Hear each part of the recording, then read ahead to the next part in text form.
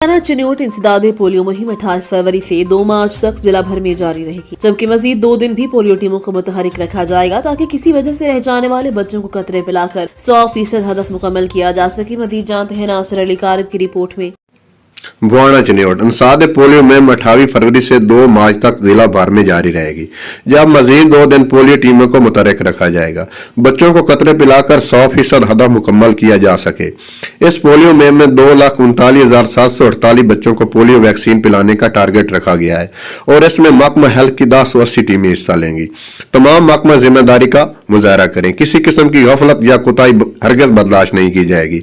ये बात deputy commissioner Asif जवेर ने डिस्ट्रिक्ट पोलियो एडिकेशन कमेटी के इजलास के दौरान जुमला महकमों के अफसरान को हदायत देते हुए कही।